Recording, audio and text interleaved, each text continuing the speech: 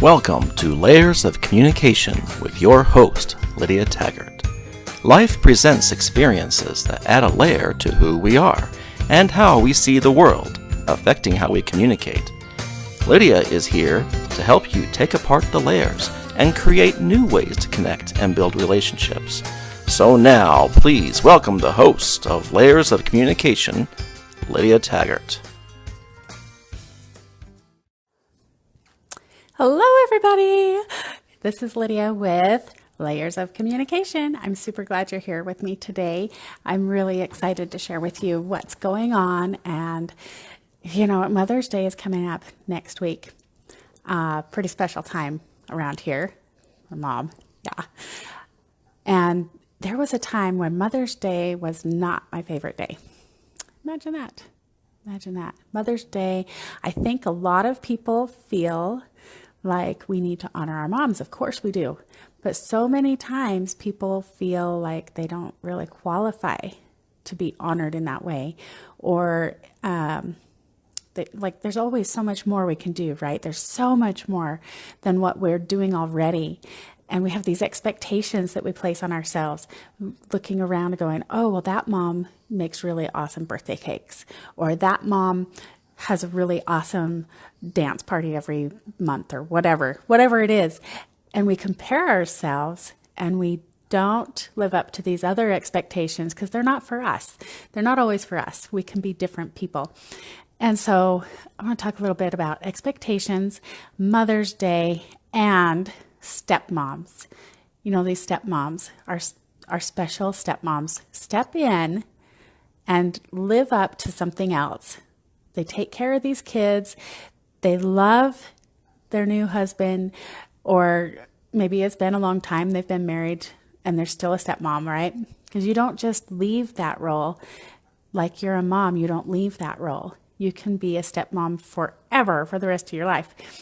But you're stepping in to a place where, it's kind of not natural in a way, because they're not your kids, but you love them and you want them to feel like you're. Okay, are we still here? My internet is saying we're going to disconnect. Sorry about that. So the stepmoms have a super big challenge, and super is my word today. So let's talk about expectations. I'm going to let Claudette know. I think she knows that we're ready, but she's going to be with us today. So expectations, where do they come from? Why do we have them? The expectations we put on ourselves come from these experiences that we've had. We've experienced watching the neighbor do something really awesome, and we expect that for ourselves too, because if they can do it, I should be able to do it. If somebody else can do something, why can't I? But the thing is, we're all different. And we forget that we have unique qualities and talents to share. We want to be just like everybody else. We want to fit in. We want to be like the same as everybody. Well, we take these layers of experience and we grow into these expectations that maybe not best. They might not be the best expectation for us. We want to have expectations so we can live up to them, right? But we also want to be realistic. So when my daughter was struggling in school, she was really struggling, we found out that she has dyslexia. And once we learned that was her challenge, that's her gift, we were able to switch it around and say, you know what? You see the world in a different way. And that's what it is for all of us. Whenever we have a failing expectation that we're not able to live up to some expectations, then it's just because we see the world in a different way. My daughter, one of the favorite things that I heard her say, she had gone from, oh no, I can't learn anything, I have dyslexia, and some people think that's a label. And these are the layers that we get stuck in, right? We think there's a label on us that defines who we are, and it's not necessarily true.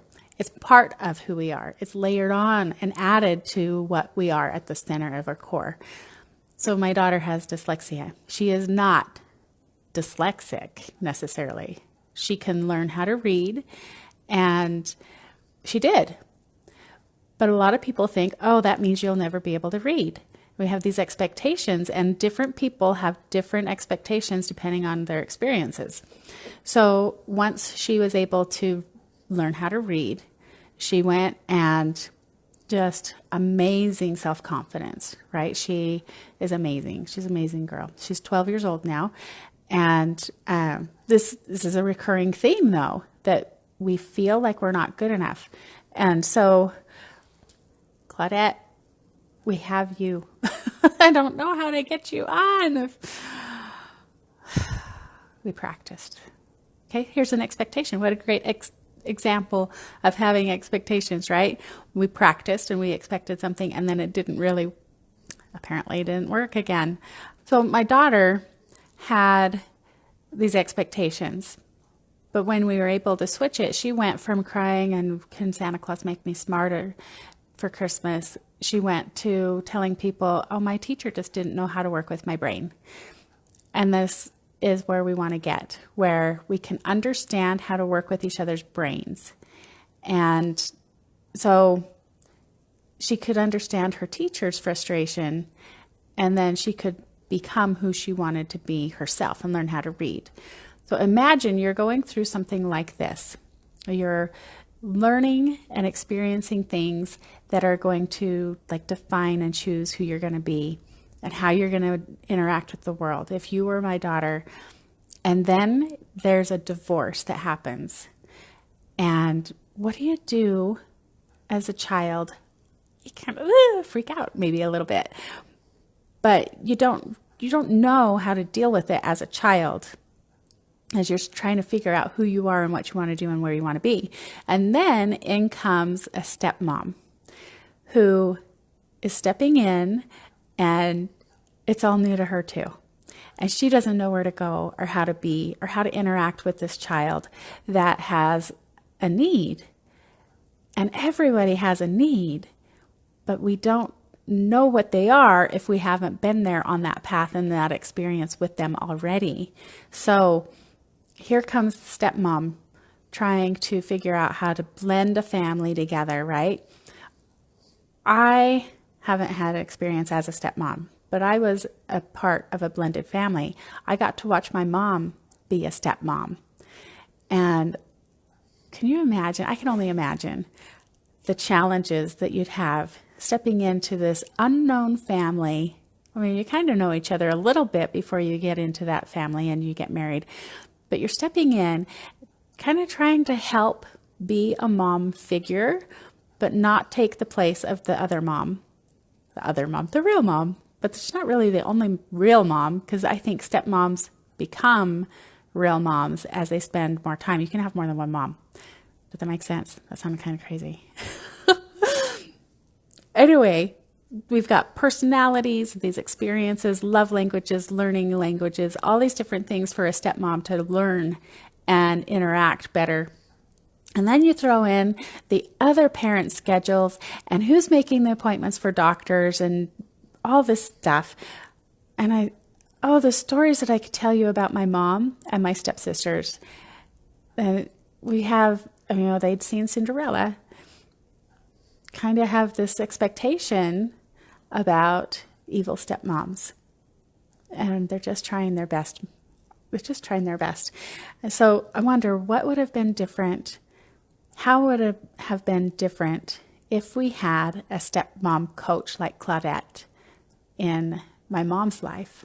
So I want to bring her on here somehow, bring her in to visit with you. All right, here we are.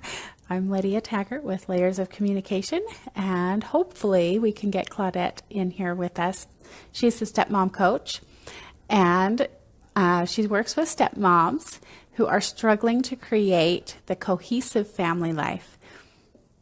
Claudette is a master certified step family foundation coach. She helps stepmoms to build and create strong, healthy step families by helping the stepmoms focus on what they want as a woman, a partner, and a parent. She has over 28 years experience as a stepmom and 35 years as a mother. She understands what it's like to be in your shoes, which I don't. but she does. And I love bringing on people who can help where I can't, because there's some really awesome things out there that, you know, being a stepmom is one of those things that we need to be able to help and support each other. So Claudette has the best strategies to make life as a stepmom more harmonious. And hopefully she'll be joining us really, really soon. If you can say yes and accept Claudette, then we can talk about how to help all these stepmoms, special needs and things. So I have another story to tell you about expectations. My son has Asperger's, right? We know about this. And when somebody else steps in and tries to take over being the mom, we had a little bit of time where I was just not available for, you know, being the mom. I was in bed growing babies, and somebody else was taking care of my kids for me. So I was laying in bed, and I hear outside, I'm listening to my kids play, and they're all fun. It was Stephen and Dallas were outside playing. And because we don't have these same expectations coming into a different relationship, you don't know the people yet, kind of like a stepmom coming in and trying to form something new, right? So these other people were taking care of my kids. They didn't understand their learning languages and their love languages and different things like that. So I'm listening to them play outside, and he has this great big Tonka truck, this big old yellow Tonka truck. It's almost as big as he is. And I hear it go boom, boom, boom, boom, boom. He's running across the grass and just playing. And he is so focused. He is not a words kind of guy, not a words guy at all. He has Asperger's, and we didn't know at the time that that's what it was, but I did know that he wouldn't respond if I was yelling at him. I have to go get him and touch him to get his attention if he's focusing on his stuff like that. Anyway, he's going, and we have this little like rock wall. I'm showing you with my hand, you can't see. We have this rock wall that he's just barreling towards, and I hear this Tonka truck, bump, bump, bump, bump. And I hear this. Yay! Yay! Oh, we got Claudette on, all right. Well, I'll finish telling my little story about Stephen.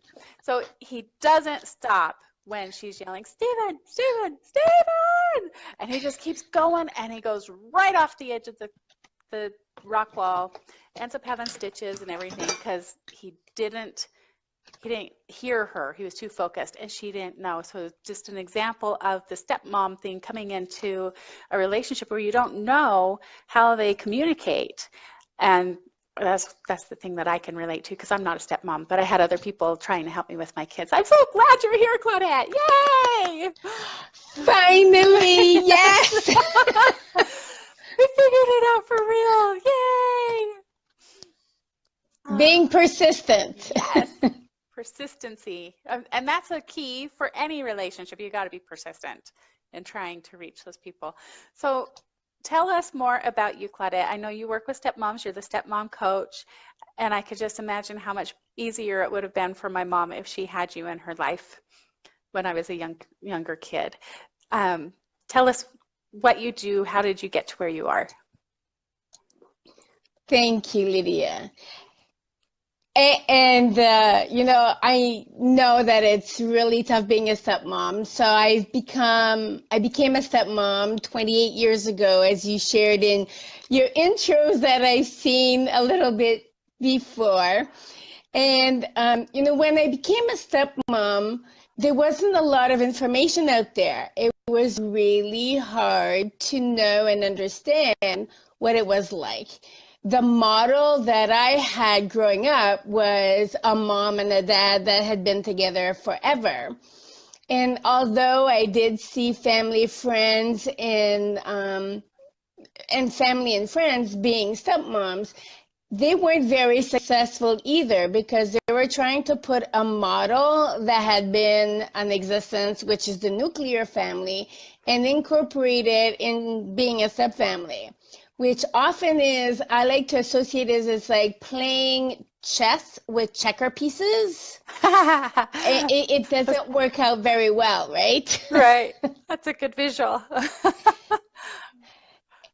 And so, trying to understand what was my role. What is it that I'm supposed to be doing as a new wife to a husband who already had kids, or for my husband to be like a dad or stepdad to my son? Like, how do we do this? And especially when the kids are saying, I don't want you to be a parent to me, or I don't want you to be disciplining my kids because that's not your job. And so it's really, really challenging. And so for me, it was really important to learn as much as I could about being a stepmom and what is it that, would be the best way to parent, because I didn't want to be another statistic. I didn't want this marriage to end in a divorce.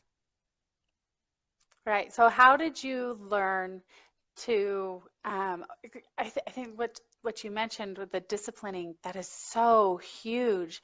We have different styles of disciplining, and I see that in a lot of my friends' families where they're blended and they're trying to figure out who's in charge of disciplining. And when you care about a child, you want to help them, and discipline sometimes gets a bad rap that you're trying to force them to do something or whatever, but I believe we're always coming from a place of love, no matter what kind of experience we're trying to have with our children as a parent or step parent, whatever the situation is. Even as a neighbor kid, if I see one of my neighbors running out into the street, I'm going to go grab him and say, there's a car coming, don't run out there. And that could be seen as disciplining and inappropriate, but I just love them. And as a step parent, you just love them. And go ahead, tell me. And so you bring up some great points, right? And I think there's a double standard when it comes to being a step parent, right? Mm-hmm. If you're a neighbor, there's no threat to you as a parent knowing that the neighbor cares about your child, or a teacher or a coach or whoever's in your community. We feel like, yeah, well, if they're disciplining my child, well, my child probably deserved it. And there's no fear of your identity, right?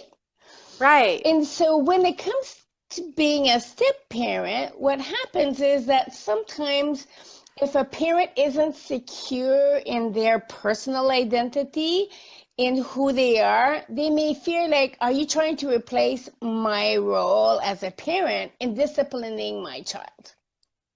Yeah, and I think that's very strong, where on both sides, if you're trying to discipline or if you're the other parent having your child disciplined by the step parent, both sides could have that who's taking over, who's in charge, who's the head of the household here, because that's really what it comes down to, isn't it? It's the head of the household. You've got two already established households with two heads of that family coming together to form one, and to agree on things. And usually where the arguments come up with, I think, are things that you haven't thought of ahead of time, but they come and then you're like, oh wait, that's not how we do it. And then there's that conflict. So what do you say in those situations? So you brought up some great points, right? Who's the head of the household? The truth is there's two households. Ideally, if the parents of these children can come together and negotiate what is appropriate, it makes a huge difference. The truth of the matter is the parents are not talking to one another, probably because they can't communicate. That's one of the reasons why they're no longer together, right? They're divorced. There's a reason for not being together. Right. So expecting them to come together and have negotiation is really a matter of helping them focus on what's super important. And I'm assuming their children are important or their child is important. And so if you focus on what's best for the child, rather what's best for me or what feels comfortable for me, it helps to sort of, come together and make a plan on disciplining. One of the things I know for true is that if children know that parents are not aligned, whether it's biological parents, step parents, these children will find a crack and try to divide you. Yes, yes, they do. I see that all the time with my kids. I have one who just loves to stir the pot and try to see how far he can push his limits. Teenagers, right? Teenagers. But we always say, what did you say? What did your father say? Did you talk to dad already? Or did you talk to mom already? And what did she say? But when you have a step family, a blended family with step parents, that's not going to be a very common question. I wouldn't expect that you would ask the kids, what did your other parents say? So how do you smooth over those, like they're trying to push things, and I think they're just really trying to see where they fit and what their limits really are. I agree. Like, it's part of their growing up and exploring, what they can and can't do. Right? And they're also, and it's a good learning experience. As adults in charge of the children, it's our responsibility to teach them just what limits and boundaries are, and for us to make sure that we are capable and willing to enforce those boundaries. So one of the questions that my husband and I often used, especially when they were teenagers, is let me think about it and I'll get back to you.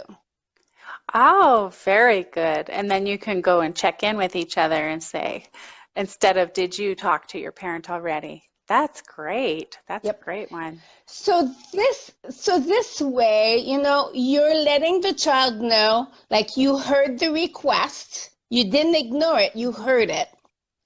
You're also letting them know that you're taking their request seriously, rather than telling them, hey, I'm just going to answer because I'm tired, I'm exhausted, you're annoying me, get out of my hair, type of thing, right? Right. But you're also letting them know, like, I will take a serious consideration over your request and I will come back to you and let you know. You're teaching your children, especially teenagers, how to think about a process. And this goes with any child. And I know where you talk a lot about special needs children. I think it also creates a sense of security in knowing you've been heard, you're going to take this request seriously, and you're going to come back to them and let them know what you think. Yes, yes. That security piece is so important, especially for special needs kids, where they need to know what's expected, and those expectations need to be outlined in a way that they can understand. And that phrase that you have, let me think about it, I'll come back to you. That is a really great way of outlining, I will get back to you. And sometimes you might need to add tomorrow or at 5 o'clock, or like a finite time. For like kids with Asperger's, they need to know exactly what to expect. Everything is black and white for them. It's about structure, right? Structure, yeah, to support. So it's about structure. And for some, the structure needs to be really, really tight, really like closed. Others, the structure needs to have more width, more expanded, to give them more freedom in order to be able to express themselves. So it's really about the child and how that child will behave and respond to those. And so sometimes people will say, well, I treat my children all the same. Oh, no. And I think that's sort of like a mistake. You can't do that. We right? don't do that here. We can't do that here. And having quadruplets, that's one of the biggest things that I've learned is they come different. Same time, same place, same everything, within the same minute of being born. And they are so different. They have such different needs. And I've been able to sit down with my other kids to help them understand. It's pretty obvious that one of the kids has a hard time holding still. And one of the other kids, Stephen, he doesn't talk very much. And Dallas, he is a talker. His challenge is to not talk. And I can sit them down and say, okay, this is your challenge. This is how you learn. They learn like this. That means they get this kind of reaction from me and support, and you get this instead. And it's not meant to be equal and fair because they have different needs. We all have different needs. I want to talk a little bit about supporting the stepmom and her personal needs. And you're saying when we don't have a strong sense of identity, then we have a harder time in the disciplining and communicating with our kids. Can you speak about that a little bit? So a lot of times stepmoms come into this role not completely understanding where they fit in, right? And so sometimes they will overcompensate. You do this is you're a chameleon and you're not true to yourself. And at some point, what's going to happen is you're going to hold on a second. My connection disconnected for a second. Somebody was trying to call me. So can you start that part over? I'm so sorry. So it's okay. The last no thing problem. I heard you say was when they step into the role, the stepmoms don't know where they fit. So exactly. So stepmoms sometimes don't know where they fit in, and they're trying to be everything to everyone, which in truth is you can't be everything to everyone. You can't be a chameleon, because what happens then, you're not true to yourself, and at some point you're going to burn out, right? Yes. And when you burn out, your kids know this, and then they will get to you even more. Yeah, they're like, that's a weak crack right there. Let's push hard on that one. Let's see how far we can open that crack, right? Yeah, just to explore and see how far our limits really are. Yeah. Exactly. And so self-care, like I'm a real strong advocate for self-care for stepmoms and anyone in truth. But I focus on stepmoms because they often feel like, well, I need to be there. No, you don't. You're there to support, and you're there to be a partner, a wife, a spouse to your partner, and you're there to support him with the children. And I think it's important to know that kids may resent you for trying to take over too much. And I'm sure as a stepdaughter, and I hear this often from adult stepchildren, that they have a sense that their stepmoms, no matter what age it is, they're trying too hard. Yeah. She's trying too hard. Yeah. And they don't like it.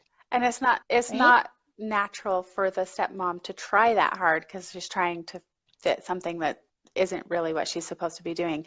So would you say a lot of times I've heard stay together for the kids, like the kids are the priority, everything's all about the kids. But would you say maybe as a stepmom's role, her priority should be to help her husband and not so much focus on the kids? I think that relationship being rocky with the kids takes over and just consumes her other relationships. And is that where you see those statistics where you can't make a second marriage work? So, in our step family realm of experts, one of the things we often say is your first priority is your marriage. Your first responsibility are the children, which is very different, right? Yes. If you can't have if you can't have a strong foundation, if your marriage is not strong, you cannot be effective in supporting parents to, or even step parents to these children. And it True. takes a lot of time and energy to build a strong and healthy marriage. This is why you need to focus on what you need as a couple and what will make your couple strong and healthy during all these things. The other thing that's important is you want to teach your children what a strong and healthy marriage looks like. Because when maybe they will end up having and creating their own family. And I think it's important for them to see what a positive role model looks like. That's a good point too. And then also, I think just as parents in general, we focus so much on the kids and we forget that we're training them to grow up and be out in the world on their own.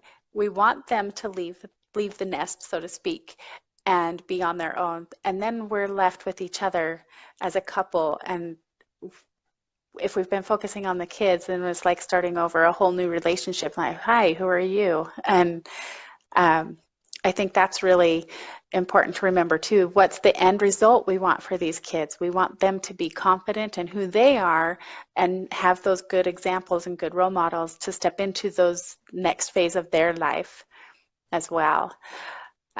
So Claudette, do you have a story that you can share with us, an experience of something that was a success and that our listeners, our viewers can take with them and have a little extra hope in their step relationships? Are you still there? Oh no, she's gone. Oh, okay, well, I bet she'll come back in a minute. I can share a story about my step family growing up. My stepsister was just not happy. One of my stepsisters was really not happy. And I think it's different when you're older versus when you're younger. I think I was like 2, 3. I was about 3 when my parents got married. Well, see, my stepdad has become my parent. He's my dad because they worked together so much and trying to get a cohesive family. Anyway, my sister had such a hard time with being that who's in charge part. I remember my sister was being disciplined. She had to go fold the laundry, do the laundry for, I don't know, a certain amount of time. And she did not want to be there. So my sister, anyway, after about a month or I don't know how long it was, my mom was like, wow, she's doing a great job. She's really getting all this laundry done. And then a little while later, I don't know how long it was. It had to have been a long time because we started running out of clothes. And my mom's like, where'd all the clothes go? They're not in the laundry room. I know she's doing the laundry. And yes, Claudette, go out and come back in. Let's try that again. And so the laundry was getting clean, but it was kind of disappearing. And so one day my mom went out to the camper. We were getting ready to go on a camping trip or something. She went out there, opened the door, and all this laundry just spills out. My sister, instead of doing the laundry and folding it and putting it away, she was just stuffing it into the camper trailer and hiding it because she did not want to follow directions and be disciplined by her stepmom. And so, just funny stories. She ended up actually not living with us for a whole long time. She went to live with her biological mom, I think when she was in 7th grade, 6th or 7th grade. So they worked on it for a number of years because,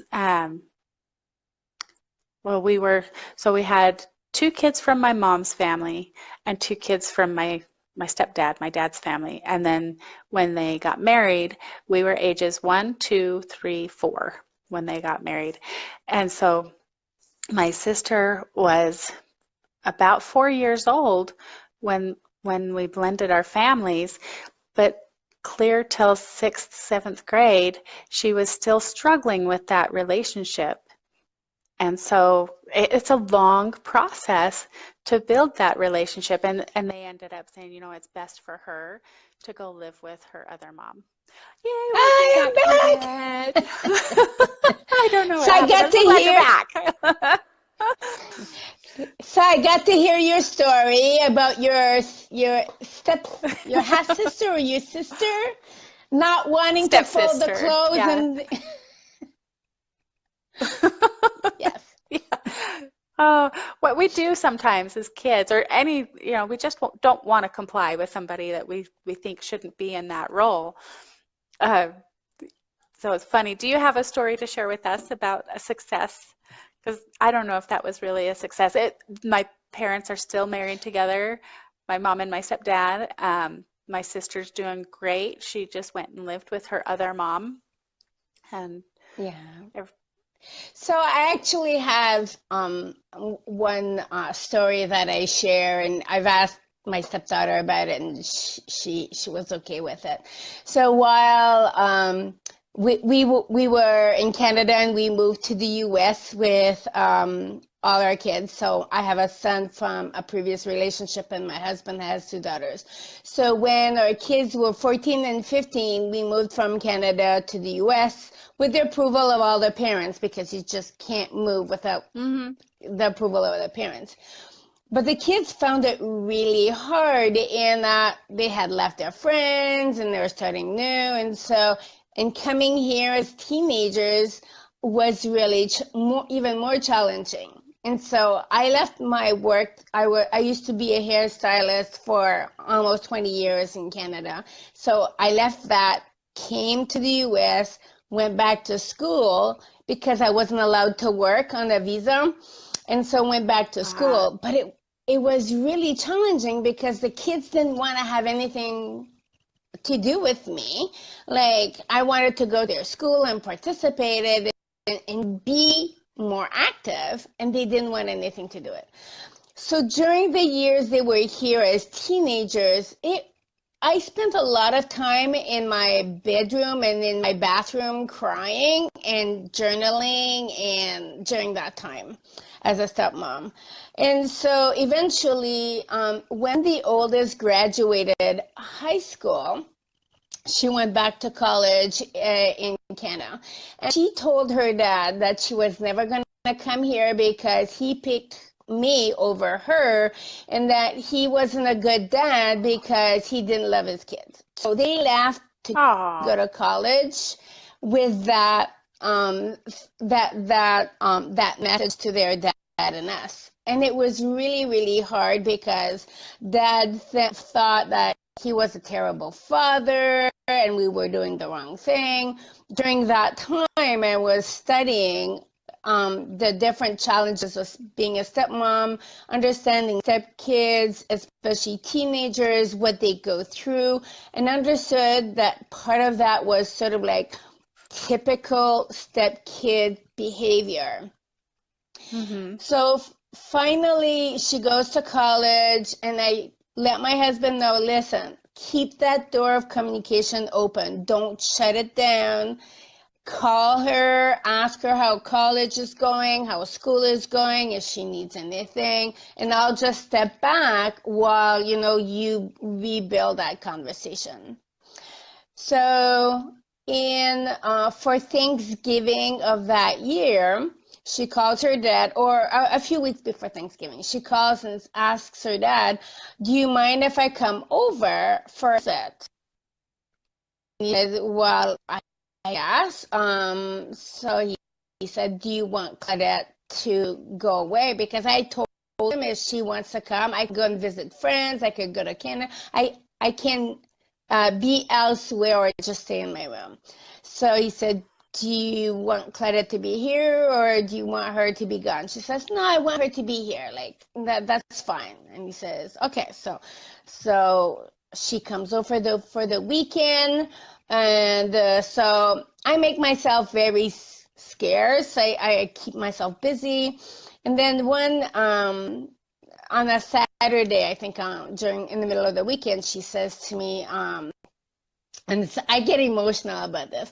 So she says, I'd like to talk with you. And I said, sure, come and we'll just sit. So I was doing scrapbooking or something. And she said to me, she says, I want to apologize for being so rotten to you. And I still get teary. Well, one says, I realized after going to college how unfair and like bad that I was in the way I treated you, and I just want you to apologize for that and let you know that I'm sorry and that I love you. And I said, I accept and I'm totally fine. And then, our we started to rebuild that relationship and move forward. But, sometimes we think that, when our kids are bad or kids are going through a hard time and are treating us really this in a way of being disrespectful or ungratefully, that it's forever. And they need sometimes to just grow up. Yeah. But I also, so the key to this message is that one of the things we did is we never shut that door. We kept the door of communication open. And I allowed myself to step back and let my husband take over with his daughter, because he was still with me. Our relationship was still working. He needed time to be with his daughter, and I gave them that space. And it wasn't an either or, it was like a little late. Let's just do this and do it later. And I felt that, keeping keeping the door of communication open is important. Yes, and I love how you could recognize that he had a relationship to maintain with his daughter, and knowing when and how far to step back, but to still, like, you're still there, but you're not involved. You're just waiting in the wings, so to speak. And I'm there to support my husband. I think that's an important thing, right? And we talked about it earlier. I'm there to support my husband in the process and not trying to fix anything. It's not my job to fix anything. Yeah, I think that's really important too, where I see a lot of second marriages fall apart because they can't make it work with the kids. You don't have to make it work with the kids. You're not in it really for the kids. You're in it for the marriage and that couple relationship. Yep. And so, like, we're empty nesters now, right? And we have grandkids. If we had not worked on our marriage, we would have been like, who are you? Like, how do we fit in our marriage, right?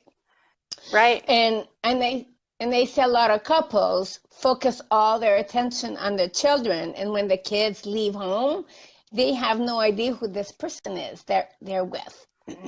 So it's hard. Right. Yeah. So we love the kids and we want to support them. We don't need to fix them or fix that relationship necessarily, but we can still just love and support each other. That's beautiful. And just one to tie in with what you're saying, I think as parents, we also need to realize that we're important role models for them. So if you keep that in mind, that you are role models for your kids and how to become adults and a couple and build a family, I think it helps us to know how to behave and act with our kids. Yes. I think, do I want my daughter to grow up and just give up everything, all of her goals when she starts having kids and has her own family? Do I want her to stop being who she is, who she wants to be, to take care of the kids? And there's a place where you sacrifice for your family and your kids so that you can have them be there, and to teach them, but there's also, you need to maintain who you are and have that mother or stepmom role added on to who you are, not to be only that one piece. My daughter just loves art, and I was watching a show the other day with Wayne Dyer, one of his shows, and there's an artist mom in there, and she was going out, she's looking at the trees, and she goes, oh, I'm just thinking about how I would paint these trees. And her kid's like 5 or 6 years old, says, you don't paint, Mom, what are you talking about? And she went through this time where she was like, my kids don't even know who I am. But yet we see that a lot in society, where we're expected to give up who we are to be a mom. I think that's really a sad thing. I'm sorry you're having a cough attack. I know. I'm trying to see if I have a cough drop here in my office, but I'm drinking water, so let's see here. That's good. I sometimes have it, but of course so today I wouldn't. I think as yeah, as a parent, I want my daughter and my other kids, my boys too. It's just my daughter is an artist, so that related to my daughter and seeing that show. Where, who are we? Are our kids going to even know who we are? And when, even if we're not working on that couple relationship, but who are we ourselves when our kids leave? Yes. Do we remember who we are? And I think that's really important, to take care of ourselves. And you bring in some really important points, because as we grow older, I think it's important for us to look at what is the legacy we want to leave with our children and even our grandchildren. I was talking with my granddaughter last night, and we were talking about, one day we may die. One day we will die. It's not we may, we will. How do you want to remember me by? And it was interesting, all the things she shared, and so I felt like, you know what, I'm really proud that this is what she has or thinks of me. And so I think it's a question we don't ask enough. How do you see me now?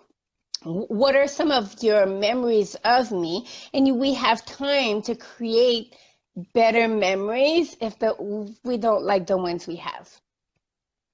Yes, we can create more memories and change them. That's so Yes. true. Yeah, and I think when we are stuck in that, maybe sometimes the layers of, oh no, I wasn't good enough or whatever, and we get stuck in that, we forget we are still here, we're still alive, we still have those relationships, we can still make more better memories, make it what we want to be remembered as. That's so beautiful. Well, Claudette, can you share with our audience where they can find you? Well, thank you. And so if you're interested in knowing more about the work I do and the wisdom tips I share weekly, you can go to my website, which is stepmomcoach.com. I'm also on Facebook at the Stepmom Coach, or just hashtag Stepmom Coach, and you'll find me as well, either on Instagram, social, and many different social media. Awesome. Is there anything else you want to share? We're getting close to the end of our time here. Is there anything else you want to share before we go? One last tip. So, one of the things that I want to share is that I think that's really important is have a vision of what you want your family to look like and how you want to be seen as part of this family. So create a vision, create the steps to get to your vision, and share it with those around you so it doesn't stay a secret. Oh, that's beautiful. Create your own expectations and then share with everybody, so everybody understands what the expectations are, and you can work together better as a team when everybody has that understanding. That is a beautiful plan. Definitely, for sure. All right. Well, we are on YouTube at Lydia Taggart, Layers of Communication, and click like, subscribe, share, and we'll see you next week. Thank you so much for being here, Claudette. And I think you froze again, so I guess that's good that we're ending. All right. We love you. You're worth it, and so are they. Make sure you remember you're worth it.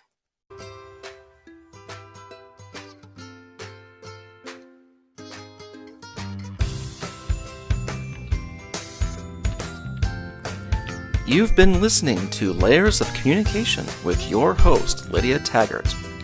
Tune in next week as we discover the layers in order to communicate and connect down to your core on Lydia Taggart's Layers of Communication.